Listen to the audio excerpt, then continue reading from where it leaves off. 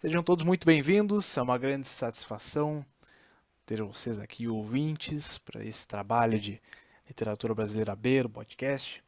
Então hoje nós vamos conhecer uma obra incrível, que é um verdadeiro clássico da literatura brasileira, que ao meu ver caiu em ostracismo, né? Ao meu ver, Inocência é um livro que, apesar de ter sim o seu reconhecimento, né, é um livro que muitas pessoas hoje em dia não lembram tanto, né? Eu não considero mainstream, até porque não se encontra tanto assim nas livrarias. Eu já achei, mas eu ainda considero uma obra mais ou menos caída no ostracismo, né? Normalmente não se lembra muito também do autor.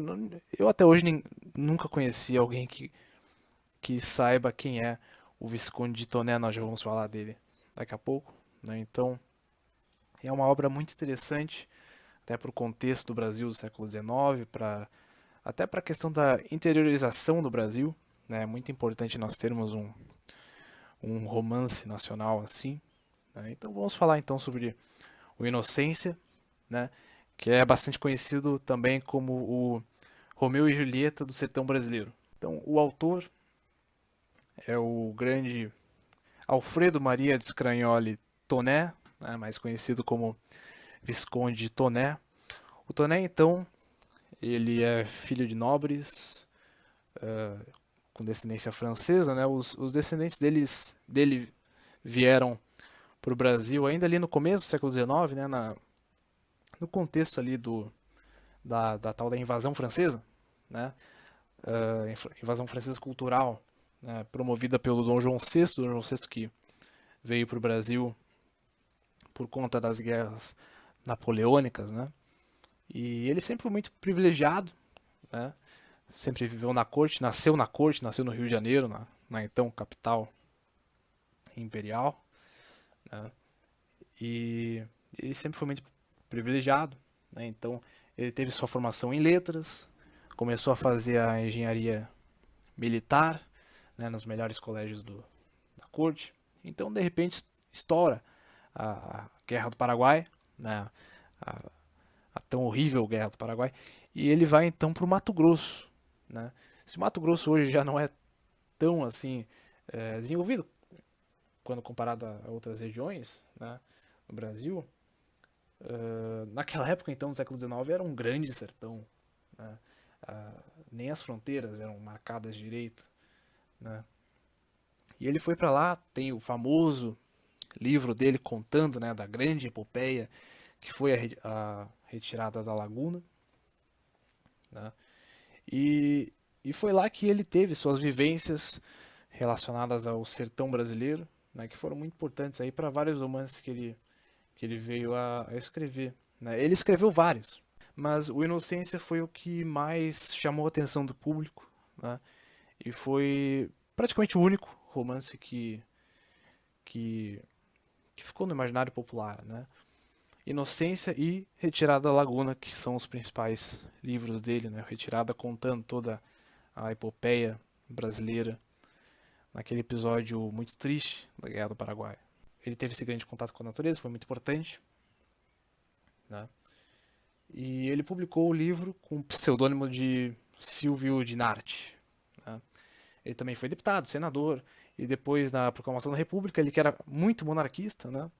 Ele acabou saindo do cargo e morreu 10 anos depois do golpe do 15 de novembro, né? Em 1899. Então vamos falar sobre o livro. A Inocência foi publicado em 1872, pouco tempo depois da guerra do Paraguai, inclusive, né? Um ano depois da lei do ventre livre, né? Ou seja, havia ainda 16 anos de escravidão pela frente, né? Até 88. E nós temos ali uma visão de mundo muito patriarcal no livro, né? O Inocência é o pai quem manda, né? O pai que é a autoridade ali no contexto do livro, né? Que é o Pereira, né? Que ao meu ver é um dos vilões ali da, do romance, né? O Pereira, o pai da inocência, né? E a mulher nessa época não tem direito algum contra uma visão urbana, europeia, machista, né, que se tinha muito naquela época. E é algo muito abordado no livro, né, essa questão do machismo, promovido ali pelo Pereira e pelos valores da época, né, do século XIX. Então o livro é dividido em 30 capítulos, né? É interessante notar que em cada capítulo o Toné coloca, né, uma citação de um livro importante, né, bem no começo, né, em cada um dos 30 capítulos. O narrador é onisciente e é contado em terceira pessoa. Nós começamos a ler o livro e já nos deparamos com um epígrafe. Né, e acho interessante nós lermos um trecho. Né? Começa assim: Queria ir para um lugar deserto, onde nada indicasse a mão do homem, me denunciasse a servidão, o domínio, asilo em que pudesse crer ter primeiro entrado, onde nenhum importuno viesse interpor-se entre mim e a natureza. Podemos entender então que é praticamente um grito de socorro, né, da menina, da inocência, que não aguenta mais essa vida de servidão, né, e não aguenta mais ser uma mera serva do seu pai, o Pereira, né, não aguenta mais ser refém das escolhas que ele fez, né? Porque ela não tem voz nenhuma, né? É só o Pereira ali que é dono da casa, né? E eles ali moram, só ele e ela. Tem os escravizados também morando ali no grande terreno deles, né? Ela ficou órfã de mãe desde muito cedo, né? E a vida toda ela foi posta a esse regime, né? De servidão aí contra o pai, né? E é muito interessante, né? A gente vê que também no livro nós vemos um palavreado mais difícil, né? Um palavreado também talvez bastante utilizado no sertão daquela época, né? O Toné faz questão de colocar um palavreado bem mais formal na obra, né? Como, por exemplo, ele cita também aqui o sertão, né? Corta extensa e quase despovoada zona da parte sul-oriental da vastíssima província de Mato Grosso, a estrada que da Vila de Santana do Parnaíba vai ter ao sítio abandonado de Camapuã. Né? Então, o livro todo se passa em Paranaíba, né? Uma cidade que existe até hoje no Mato Grosso. Né? Então, vamos lá para a história do romance do Toné. Né? Nós temos então o Cirino. Né? O Cirino que é o grande mocinho da trama. Né? O Cirino então está andando pela mata, totalmente sozinho, pelo sertão, né? E aparece Pereira, que é o pai da inocência, como nós já estamos, que diz para ele, né? Pô, sai da mata, tá aí sozinho, né? Tá cavalgando aí sozinho, tá ficando escuro, por que não vamos lá para minha casa, né? Então o Cirino já explica também que está andando por aí porque é um médico, né? E ele nos seus 20 e poucos anos que resolveu, a grosso modo, pegar uma enciclopédia e sair por aí, né, para virar um médico, mas não um médico qualquer, um submédico, vamos dizer assim, um pseudo-médico. Né? A única fonte de sabedoria médica que ele tem é uma enciclopédia, um livro, né, que ele usa com os doentes. Né? Então ele saía por aí para caçar clientes, para curar eles, para ganhar grana, para ganhar dinheiro. Tudo em cima do conhecimento limitadíssimo do livro, né, de medicina que ele tinha ali. Né? E apesar de tudo, o Pereira ele tem um bom coração, né? A gente percebe isso. Ele também representa esse homem do sertão, né? Muito distante da civilização, que apesar de várias coisas ruins na criação, né? Como essa questão aí do machismo que eu já citei, tem bom coração, né? Então ele convida o Cirino para casa dele e diz que lá tem a sua filha que está doente, né? Pô, tu és um médico, então que bom. Eu tenho lá a minha inocência que está doente, está de cama, né? Seria bom que tu desses algo para ela ficar boa, né? Mas a conduta dele é eu é que manda aqui, né? Então ele deixa bem claro isso pro Cirino, não. Tu vai lá, mas vai cuidar da minha filha, né? Na- como médico, não como homem, Né? Ele era um homem viúvo, só morava com ela, com a Inocência. Né? Ele diz: de certo não assentirá em nossa casa todo o tempo que lá quiser ficar. Não encontrará luxúrias nem coisas da capital, unicamente o que pode ter nesses mundos: quatro paredes de pau a pique mal rebocadas, uma cama de vento, bom feijão a fartar, ervas à mineira, arroz de papa, farinha de milho, torrada, café com rapadura e talvez um lombo fresco de porco. Né? E ele diz que tem uma menina doente. Então a casa fica muito longe de tudo, fica bem no sertão mesmo. Né? Ele mora lá com a Inocência, tem a Maria Conga, que é uma mulher escravizada que mora lá. Tem também o outro escravizado que é o Tico, né? O anão Tico, que é um anão que é mudo, mas ele, pelo jeito, é muito obediente ao Pereira. Né? Então, o Pereira falando de Inocência, né, em um certo trecho do livro. Inocência fez 18 anos pelo Natal e é uma rapariga de bela feição, parece moça da cidade, muito ariscazinha de modos, mas bonita e boa deveras. Coitada, foi criada sem mãe. Pereira então ele fala ao Cirino, né, que sua filha já é apalavrada com um homem chamado Manecão e diz para ele respeitar que Inocência já é prometida. O Manecão, né, que é um homem da cidade, e o Pereira, o Cirino, ele entende isso, né? Não, tô aqui para examinar sua filha, né? Eu respeito as famílias.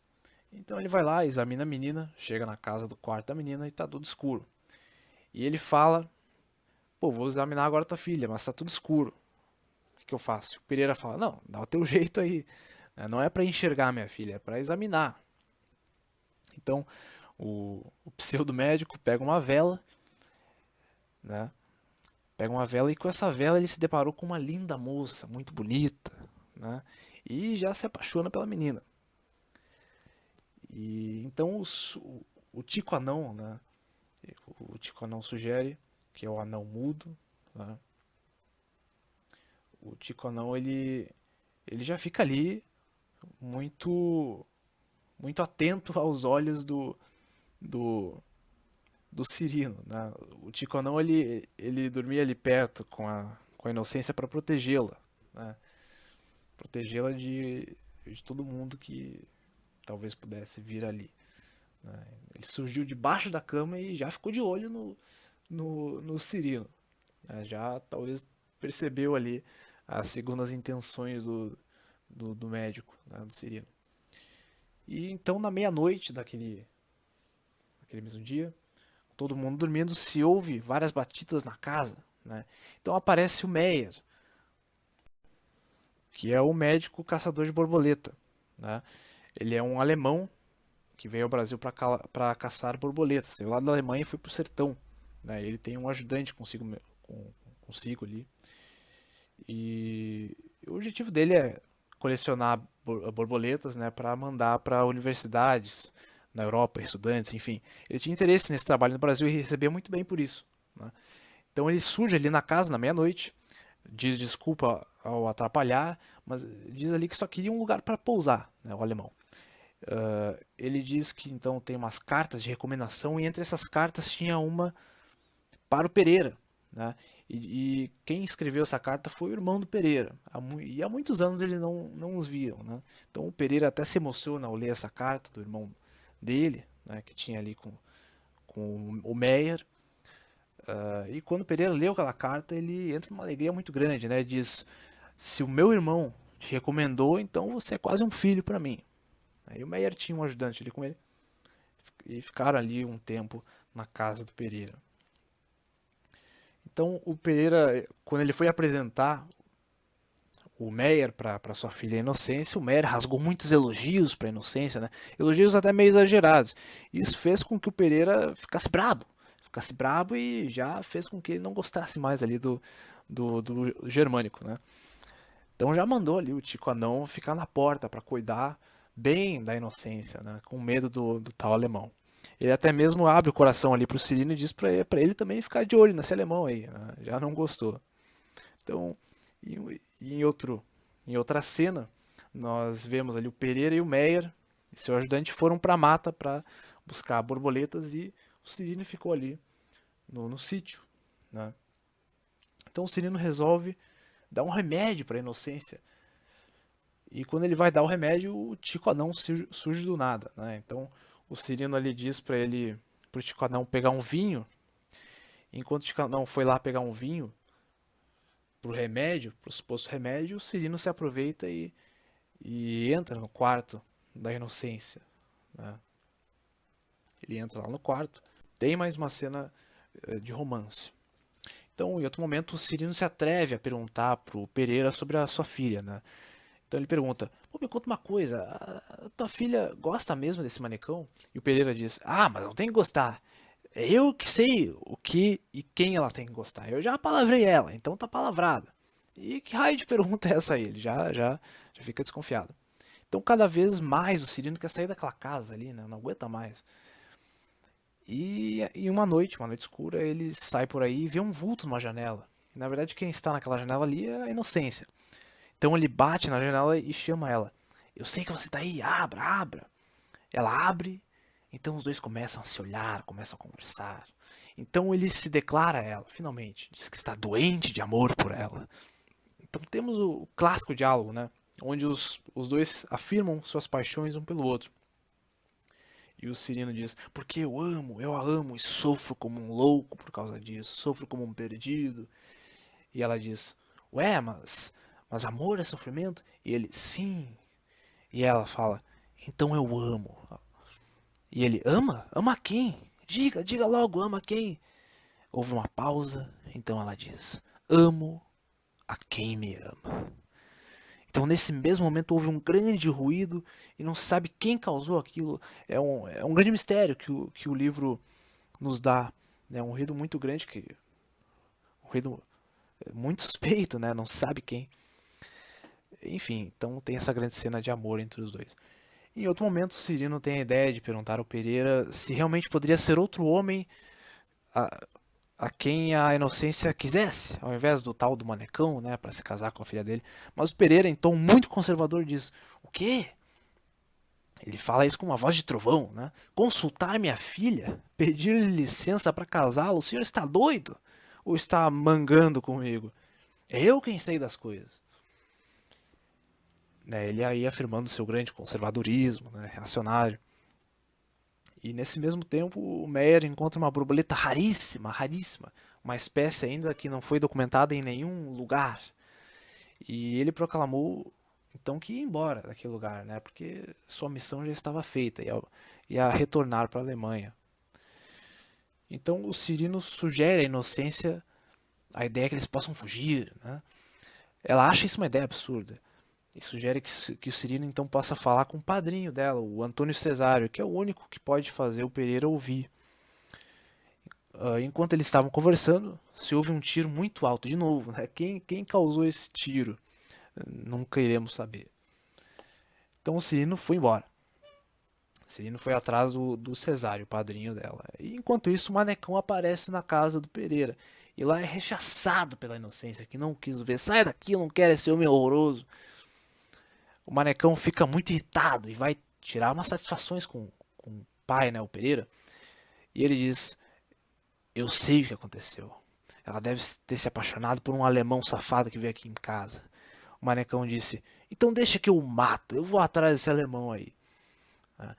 E eu vou resolver isso aí, né? Bem a moda antiga mesmo. E enquanto ele estava indo atrás do Meyer, do alemão, para matá-lo, surge o Tico Anão. O Tico Anão que diz para ele: Não faz isso.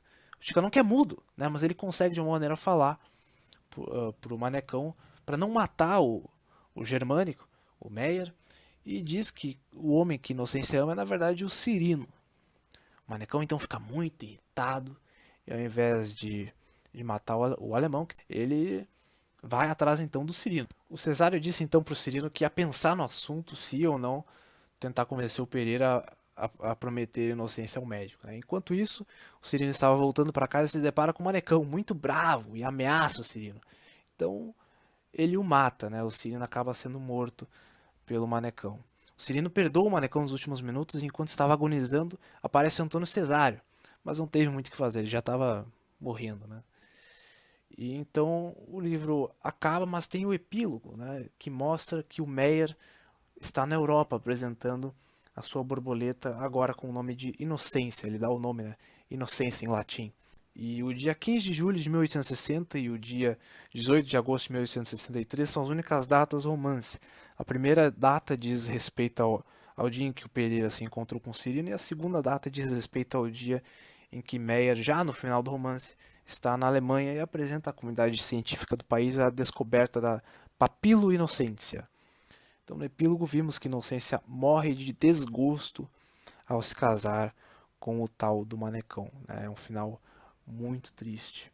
Então, esse foi o nosso trabalho de Literatura Brasileira B. Agradeço muito a quem ouviu e muito obrigado pela atenção.